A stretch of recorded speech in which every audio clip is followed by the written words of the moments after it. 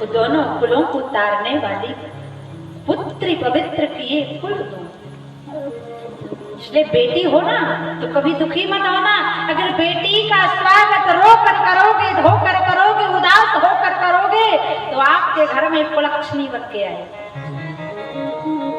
अगर उसका सम्मान हंसकर प्रेम से मिठाइयां बांट कर करोगे तो लक्ष्मी बनकर बैठ जाए। महाराज मनु ने बिटिया हुई, बड़ा उत्सव मनाया,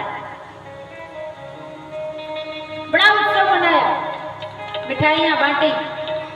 अब माता देवहूति का विवाह कर दिया महाराज कर्दम मुनि के साथ।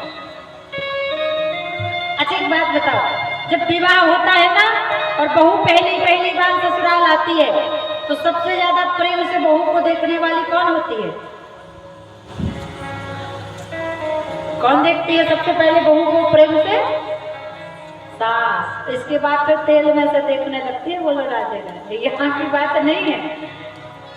फतेहपुर खैरी रामदास की सासू माँ तो बड़ी प्यारी, हम तो नीमी की बात कर रहे हैं। बोलो हनुमान जी महाराज की। जाने महाराज देवहूति माता का विवाह कर दिया कर्दम मुनि के साथ। जैसे ही विवाह हुआ महात्मा जी तो समाधि में चले गए।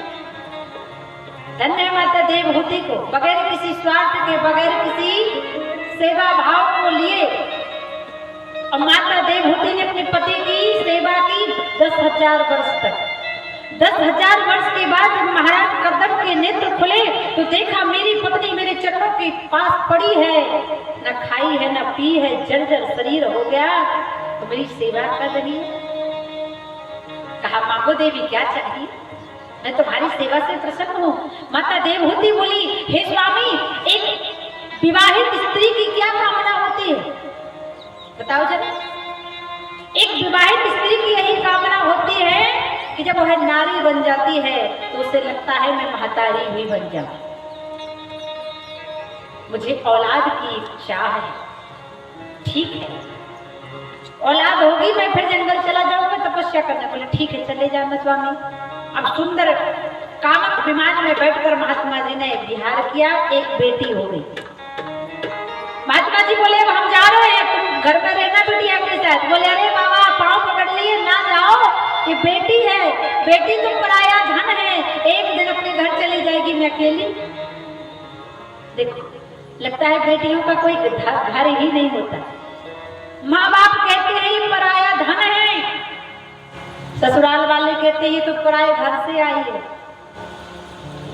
तो मैं तो कहती हूँ बेटी का विवाह करना, उसको कुछ देना या ना देना, टीवी फ्रिज कूलर देना या ना देना, लेकिन 20 बाई 55 का एक प्लाट खरीद के जरूर देना, कम से कम उसका खुद का घर तो हो जाएगा।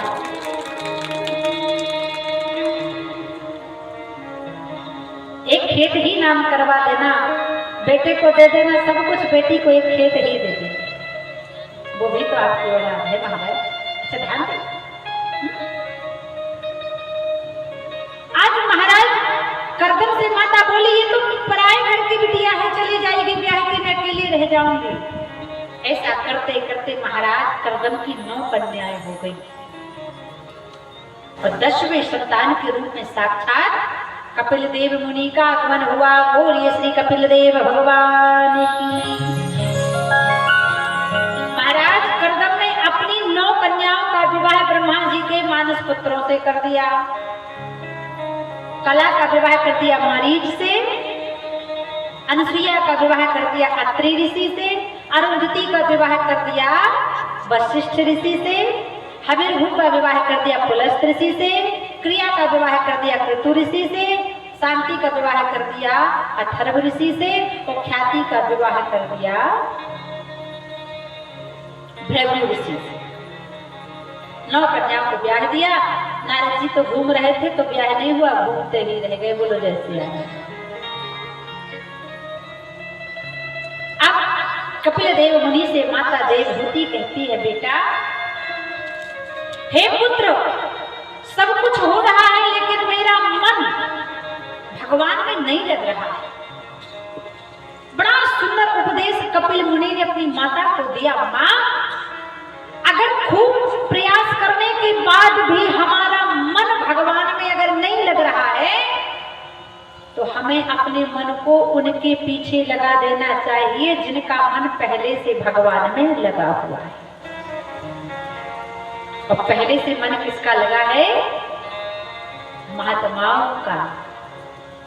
महात्माओं की संगति में चले जाओगे तो भगवान के चरणों में मन लगने लगेगा। किसी चोर चक्के के पास पहुंच जाओगे तो तुम भी हाथ साफ करना सीख जाओगे। और किसी ज्वारी की संगति में चले जाओगे तो तुम भी पत्ते फेंकना सीख जाओगे। और किसी शराबी की संगति में चले जाओगे तो तुम भी बगैर पानी के पीना सीख जाओगे। इसलिए माँ, अगर खूब प्रयास करने के बाद भी मन नहीं लग रहा है तो उनकी संगति में जाओ जिनका पहले से मन लगा है, महात्माओं की संगति में। क्योंकि ये जीवन क्षणभंगुर है माँ। इस संसार में कोई किसी का नहीं, और ये संसार ही असार है और सारा संसार ही कृष्णमय है। जगत ही कृष्ण, कृष्ण ही जगत। हे माँ, अगर भगवान से मन लगाना है तो संसार को कैसे देखना पड़ेगा?